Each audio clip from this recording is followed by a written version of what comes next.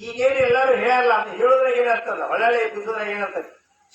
ಇನ್ನ ಅವ್ರು ಹೇಳಿದ ಪ್ರಕಾರ ನಮಗೆ ತಿಳುವಳಿಕೆ ಬಂದ ಗುರುವಿನ ಸಾನ್ನಿಧ್ಯದೊಳಗ ನಾವು ಆಧ್ಯಾತ್ಮಿಕ ಚಿಂತನೆಯ ನೆಲೆಗಟ್ಟಿನ ಮೇಲೆ ನಮ್ಮ ವ್ಯಕ್ತಿತ್ವವನ್ನ ಪರಿಪೂರ್ಣ ಮಾಡ್ಕೊಂಡಿವಂದ್ರ ಅವಾಗ ನೀವ ಬ್ರಹ್ಮ, ಅಹಂ ಬ್ರಹ್ಮಾಸ್ಮಿ. ಅವಾಗ ಬರ್ಬೇಕಾದ್ರೆ ಏನು ದೂರ ಐತಿ, ಅದಕ್ಕೊಂದಿಷ್ಟು ಸಾಧನೆ ಐತಿ. ಹೇಳಿದಲ್ಲ ಇದಕ್ಕಂತಾರ ಯೋಗದಷ್ಟಾಂಗಗಳ ಸಾಧಿಸುತ್ತಾಗ ಪ್ರಾಣಾಯಾಮವರ ಅರಿದಾಗ ರೇಚಕ ಪೂರಕ ಕುಂಭಕವನ್ ಅನುಸರಿಸಿ. ಇಲ್ಲಿ ಕುಂಭ ಇಟ್ಕೊಂಡು ಜೀವನ ಕೂತಿದ್ರ ಅಂದಲ್ಲ, ಹಂಗ ಹಿಡ್ಕೊಂಡು ಕೊಡಂಗಿಲ್ಲ, ಮತ್ತೆ ಹಂಗ ಹಿಡ್ಕೊಂಡು ಸತ್ತು ಹೋಗ್ತೀವಿ ನಾವು. ಯೋಗದ ಅಷ್ಟಾಂಗಗಳನ್ನು ಸಾಧಿಸುತ್ತಾಗ ಪ್ರಾಣಾಯಾಮವನ್ನು ಅರಿದಾಗ, ಪ್ರಾಣಾಯಾಮದ ಬಗ್ಗೆ ಪರಿಕಲ್ಪನೆ ಬರ್ಬೇಕು ನಮಗೆ, ಅದು ಗುರುನ ಬೇಕ, ಗುರು ಇಲ್ಲ. ಪ್ರಾಣಾಯಾಮವನ್ನು ಅರಿದಾಗ ರೇಚಕ ಮಾತಾಡೋದು ಬಿಡ್ಬೇಕವ, ರೇಚಕ ಪೂರಕ.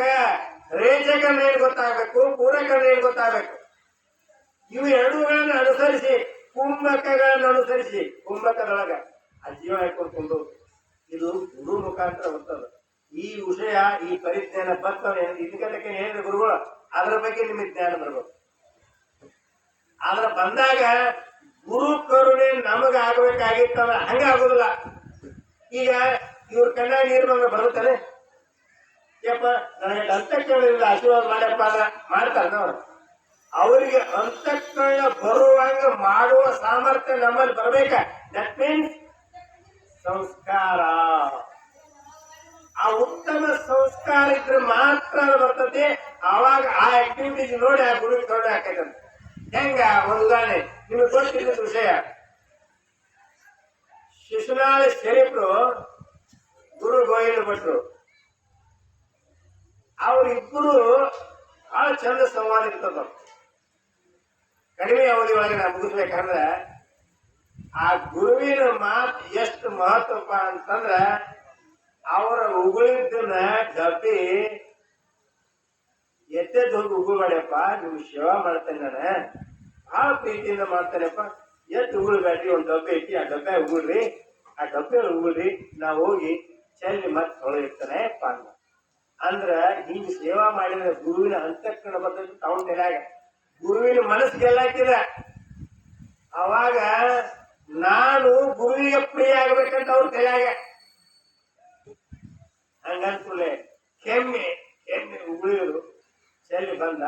ಮತ್ತ ಅವಾಗ ಬಂತು ಇನ್ನಷ್ಟು ಇವ್ರ ಅಂತಃಕರಣಕ್ಕೆ ನಾವು ಒಳಗಾಗ್ಬೇಕು, ಇನ್ನಷ್ಟು ಪ್ರೇಮ್ ಬರ್ಬೇಕಂತೇಳಿ ಹಂಗೆ ನಾನು ಹಂಗೆ ಕಲ್ಪನೆ ಬರ್ಲಂತ ಹೇಳಕತ್ತೆ. ನಾನು ಆ ಡಬ್ಬಿ ತಾನ ಮುಚ್ಚಿಟ್ಟನು. ಯಾರ ಡಬ್ಬಿ ಇಟ್ಟವನ ಶರೀಫನ ಡಬ್ಬಿ ಮುಚ್ಚಿಟ್ಟಂತ. ಗುರುಗಳು ವಯಸ್ಸಾಗಿತ್ತ ಅಪ್ಪೋಳಂಗ ಕೆಮ್ಮಿ ಕೆಮ್ಮಿ ಆ ಪ್ರೇಮ ನೋಡ್ಬೇಕು.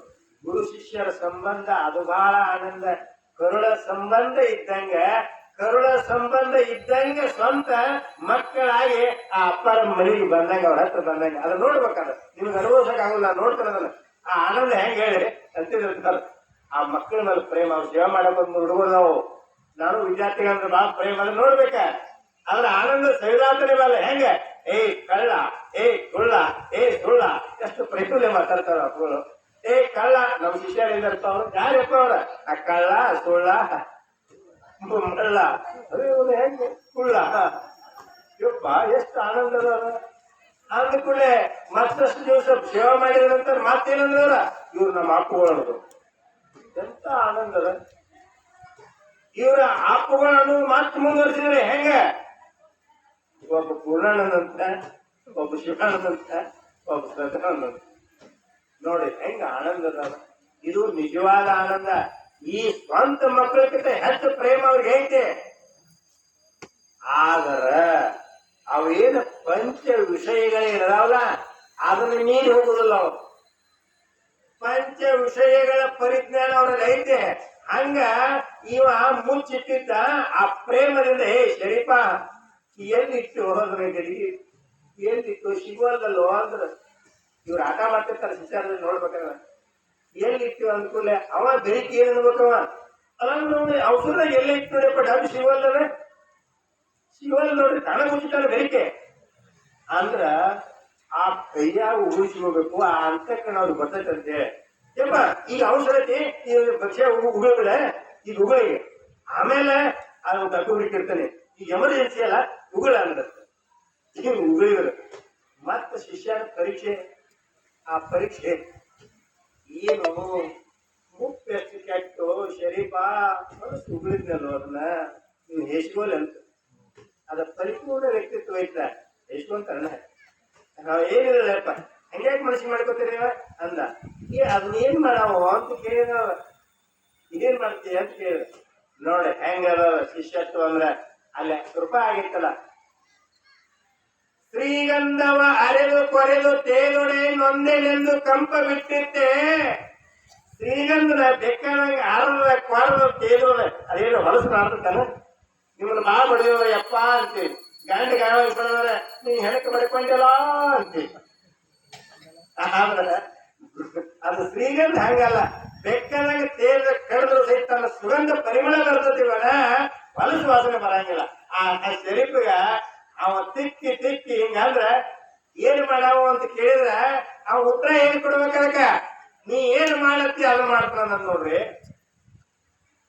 ಆದ್ರೂ ಇವ್ರು ಮತ್ತ ಗುಪ್ತ ಹೋಗದ್ರ ಬಾಳ ಗುರು ಬಹಳ ಚಂದ ಗುರು ಶಿಷ್ಯರ ಸಂವಾದದ ನೀವು ಒಂದಿಷ್ಟು ಯಾವಾಗಾರೆ ಆ ಅಪ್ಪುಗಳಿಗೆ ಗೊತ್ತಾಗದಂಗ ಮರಿಗಿಟ್ಟು ಆ ಮಕ್ಕಳ ಜೊತೆ ಆಟ ನೋಡ್ಬೇಕಂತ ಏನದ ಆ ಆನಂದವನ್ನ ಸೈಲಾತನೆ ಬರಲ್ಲ ಇರ್ಲಿ ಮುಂದೆ ಹೋಗ್ತೀನಿ ಅವಾಗ ಏನ್ ಮಾಡಾವ ಅಂತ ಕೇಳಿದ್ರು ನೀ ಏನ್ ಮಾಡ್ತೀಯ ಅದನ್ನ ಮಾಡ್ತಾನ ಅಂದ್ರಲ್ಲ ಅವಾಗ ಆ ಹೊರಗ ಅಂದಿಲ್ಲ ಯಾರು ತುಳಿಬಾರ್ದ ಯಾರ ಕಣ್ಣಿಗೂ ಬೀಳಬಾರ್ದ ಅಲ್ಲಿ ಹೋಗಿ ಚೆಲ್ಲಿ ಬಿಡನ್ಬಿಟ್ಟು ಇವ ಹೊರಗೆ ಬಂದ ಶರೀಫ ನೋಡ್ರಿ ಎಷ್ಟು ಮಹತ್ವ ಗುರುವಿನ ಮಾತ ಗುರುವಿನ ಮಾತು ಹೆಂಗ ತೂಕ ಮಾಡ್ಬೇಕು ನೋಡ್ರಿ ಗುರುವಿನ ಮಾತನ್ನ ಎಷ್ಟು ಗಂಭೀರತೆಯಿಂದ ಕೇಳ್ಬೇಕು ನೋಡ್ರಿ ಎಷ್ಟು ಸೂಕ್ಷ್ಮತೆಯಿಂದ ಅದ ಅರ್ಥ ಮಾಡ್ಕೋಬೇಕು ಹೊರಗೆ ಬಂದ ಅದನ್ನ ತೂಕ ಮಾಡಿಲ್ಲ ಏನಂದ್ರೆ ಇವರು ಯಾರು ಕಣ್ಣಿಗೆ ಕಾರಣದಲ್ಲಿ ಯಾರು ಕುಳಿಲಿಲ್ಲ ಅಂದ್ರೆ ಅದ್ರ ಕೂಡ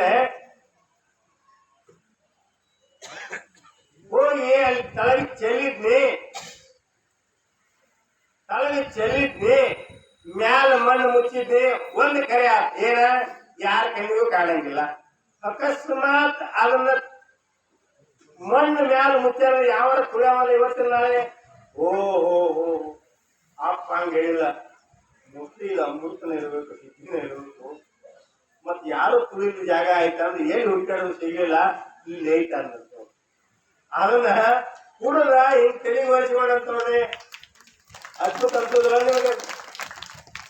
ನೋಡ್ರಿ ಉಗುಳಿದ್ದು ನೋಡಿದ್ರೆ ಹೇಸಿಗೆ ಬರ್ತೈತಿ 3 ಊಟ ಮಾಡೋದು ಮಂದಿ ಆದ್ರ ಗುರುವಿನ ಮಾತ ಅಷ್ಟ ಅಂತಃಕರಣ ಉಳ್ಳದ್ದು ಅಷ್ಟ ಪರಿಪೂರ್ಣತೆ ಉಳ್ಳದ್ದು ಕೊನೆಯದಾಗಿ ಸಮಯ ಆಗ್ಯದ ಹಂಗ ಆತಂದ್ರ ನೀವೇನ್ ಹಾಕ್ತೀರಿ ಅಂತ ಇನ್ನು ನನ್ನ ವಿಷಯ ನನಗೆ ಪ್ರಿಯವಾದ ವಿಷಯ ದೇವಿಯ ಮಹಾತ್ಮೆ ದೇವಿಯೊಳಗೆ ನಾ ಐಕ್ಯ ಆಗುದು ನನ್ನೊಳಗೆ ದೇವಿ ಐಕ್ಯ ಆಗುದು ಅಂತ ನಾ ತಿಳ್ಕೊಂಡೆನಪ್ಪ ತಪ್ಪೋಸರಿ ಯೋಗ ಗೊತ್ತಿಲ್ಲ ನಾ ಇನ್ನೂ ಅಲ್ಪ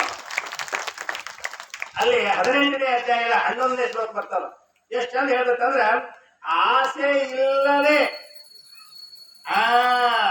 ಪಂಚ ಆಸೆಗಳು